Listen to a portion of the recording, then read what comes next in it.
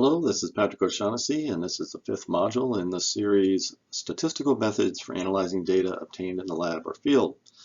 Here we're going to kind of advance our awareness of a simple linear regression by performing statistical tests on the slope and the intercept.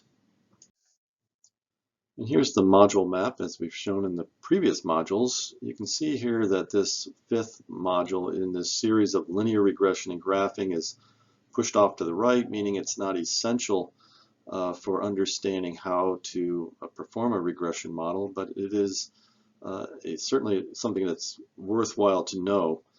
Unfortunately, in terms of a knowledge base, you really need to go through modules 6, 7, 9, and 10, which are the statistical test modules, and then module 11, which gets you to the point of understanding what a single sample t-test is, because that's the method used here to test on the slope and the intercept. So we want to know whether or not our slope is meaningful in a sense, right?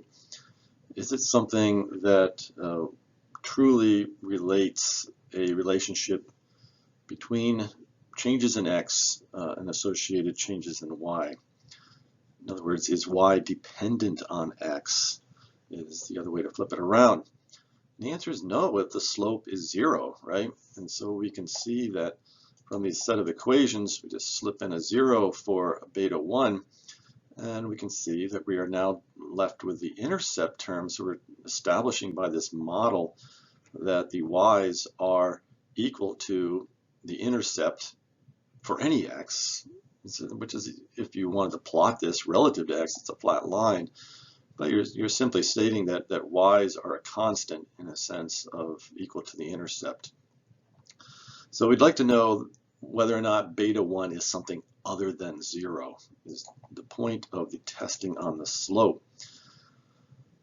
However, we could do this experiment over and over and over again, come up with new sets of pairs of x versus y every time we renew the experiment. If we do so, we would assume, it would be pretty unusual if it didn't happen, that the slope is going to be slightly different every time we do that.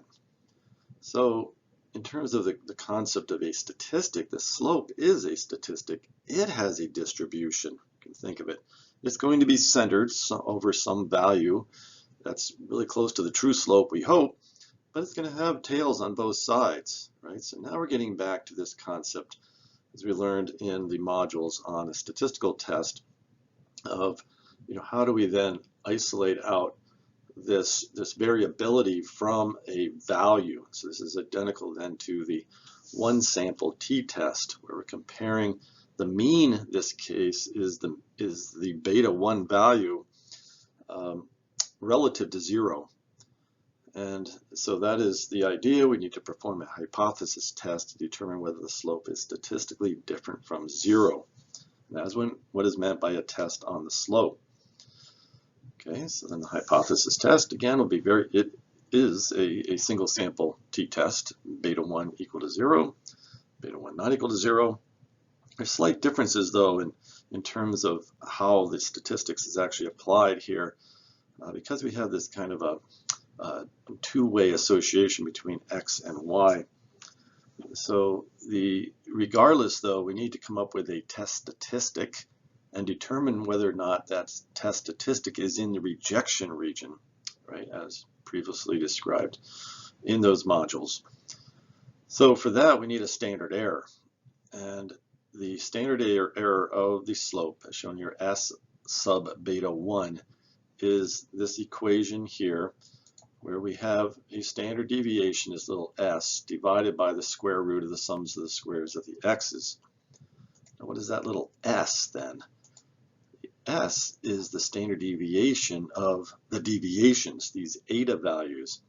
Those are the deviations or the differences between the actual y value and its associated estimated value by the linear regression. We saw this in module 3. So that makes sense then. The standard error is going to be associated with this variability, kind of the messiness, so to speak, of the actual data pairs relative to the line. So with that as a background, we're going to apply a t-test on the slope.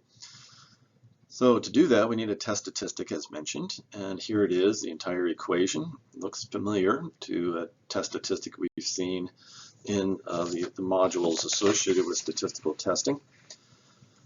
Here is beta 1, the slope that we have come up with from our regression analysis, minus 0 in this case. We're wondering whether it is different from 0 or not, right? So it goes up there, divided by the standard error, which is s divided by the square root of the sums of squares. Remember previously, when comparing the mean, it was t equals this y bar, estimate of the mean, minus some value we're interested in, divided by the standard error, which was s divided by the square root of n. So very similar form, and so it's not surprising then that the t here, or this ratio here actually, has a t distribution as well. So there's our test statistic. We then need to find the table values that indicate the rejection region, just as we've done before. And except here you have to use the degrees of freedom of n minus 2 to determine those rejection region values. And once we have both, we can determine the statistical significance of beta 1. Using the example we brought up in module 3, there were 5 xy pairs, so n equals 5 in that case. So for the purposes of this test on the slope, the degrees of freedom is equal to 5 minus 2, which equals 3. So then we call the hypothesis test, beta 1 equals 0, or it's not equal to 0. And we need a rejection region. So in this case, it's going to be t of n minus 2, comma alpha divided by 2 as a two-sided test with, again, 3 degrees of freedom with an alpha divided by 2 of 0.025. If we used a table or used Excel to get at this number, we'd end up with 3.182. So our hope now is that the test statistic is greater than 3.182, right? So it falls within the rejection region, and we can reject the null and tell the world that there is some association between x and y, because beta 1 is not 0. Okay, so again, the test statistic, we're going to apply the equation we just talked about. For that example, the slope was 0.7, subtracted from 0. S was 0.605, and the square root of the sums of squares was the square root of 10. That equals 3.66. So the good things have happened. The t-value of the test statistic is greater than the rejection region t, and 3.66 greater than 3.182, therefore reject the null. We can say that we are 95% confident that the true slope is not equal to 0.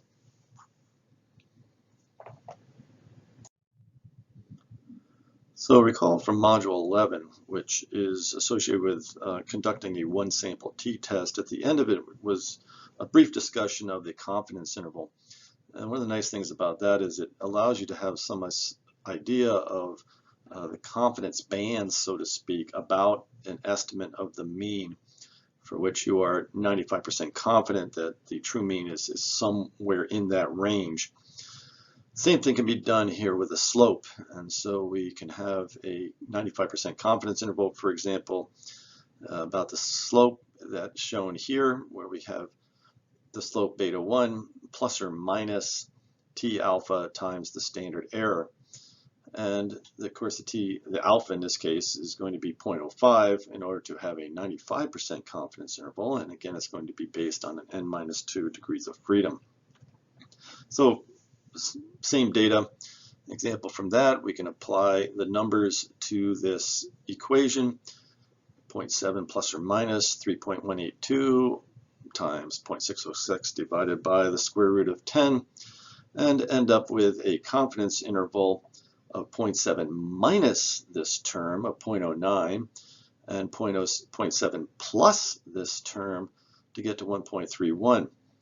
Now the interpretation of this is since the confidence interval does not bound 0, right, the lower limit does not bound 0, we are 95% confident that the slope is not equal to 0. Okay, as shown here, we can also compute a confidence interval about the intercept. And that can be used, for example, as an indicator of whether an instrument has a bias. So if we have the instrument measure something, say you give it no standard, the standard is nothing, you would expect nothing from an instrument response, right? The point should be 0, 0. Then as you add standard solution amounts, you get an instrument response. Hopefully that's linear. But the intercept then of the XY relationships between standard amount in the instrument and then the instrument response should go through 0, right? So we would like it to go through 0. We would like the confidence interval in this case to bound 0. So just the opposite of the slope. We want the slope to not equal 0, but we would like the confidence interval to be 0 in that case. So that's one of the reasons for computing a confidence interval about the intercept. So here's an example. We now have this output from the data analysis tool pack, and we'll kind of go through this step by step from the standpoint. So first of all, the standard error, 0.605, 606, that is the little s that we were referring to before in the standard error formula. So I have an issue with this notation here by Excel calling this the standard error because it's technically not. It is the standard deviation S of the differences between the data points and the line. It's that little s. This entire equation is the standard error for beta 1, the slope.